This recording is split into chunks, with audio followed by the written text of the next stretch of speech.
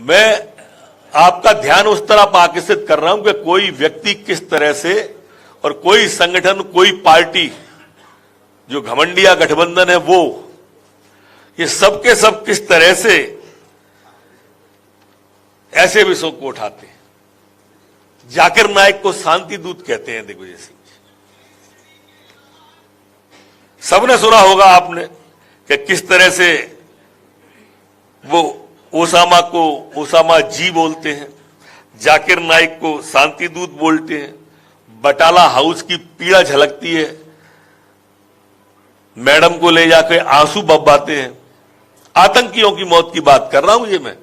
Bhopal jail से जब सिमी के लोग भगे तो सबसे पहले घुमाकर सवाल उठाने वाले और कोई नहीं थे, वो आदरणीय दिग्विजय सिंह जी थे।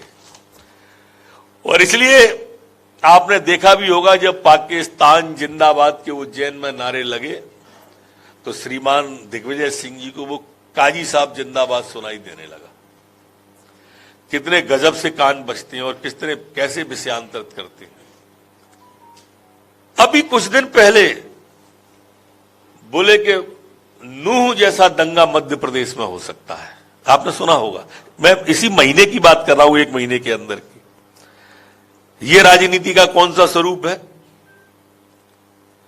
मुस्लिमों को डर दिखाओ, इकट्ठे करो, हिंदुओं को जाति में बांटो और बिखेर दो।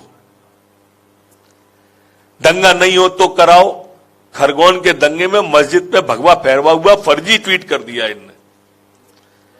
कांग्रेस की सियासत का इतना सा फसाना है, बस्ती भी जलाना है, मातम भी मनाना है। यह मूल चरित्र है, दोहरा चरित्र कांग्रेस का, जो मैं आपके सामने रख रहा हूं। दो मुही राजनीति जो कांग्रेस करती है वही इनका काम है। और इसलिए नूह की बात की इनने, इसलिए मैंने आपको खरगोन की बात की। ये वही दिग्विजय सिंह जी हैं, ये वही कांग्रेस है जो कहती है कि कांग्रेस की सरकार दिल्ली में वापस आएगी तो 370 लगा देंगे।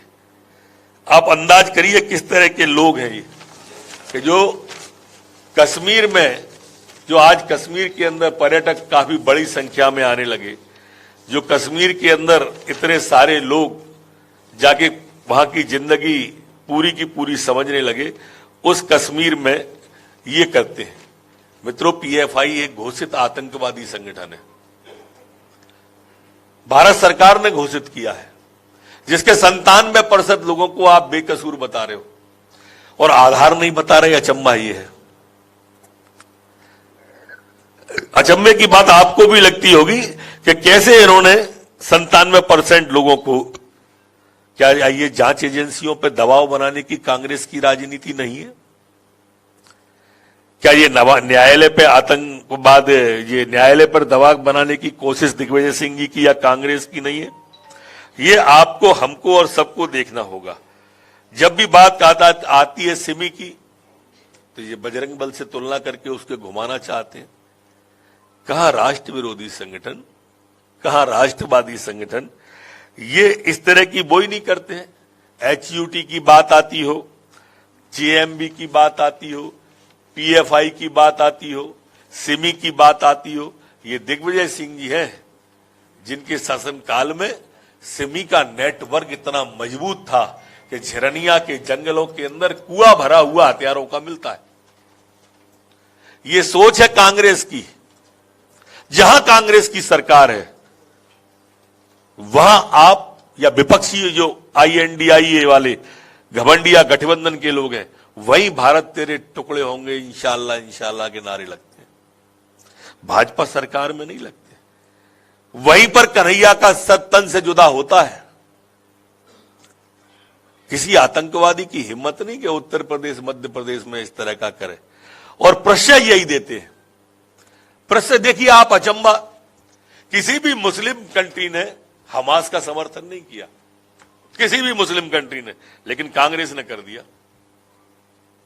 अब कल्पना करें आप, कभी इस देश में कुछ ऐसा हुआ और ये ताकत में हुए तो किसका समर्थन करेंगे? ये मानसिकता आप देखिए, इनकी मानसिकता क्या है। और ये जो बांटने की राजनीति है वो भी सिर्फ हिंदुओं की, जनगणना की बात है, ये उसी सोची हुई दिग्विजय सिंह जैसे लोगों की सोची हुई उसी सोच का नतीजा है।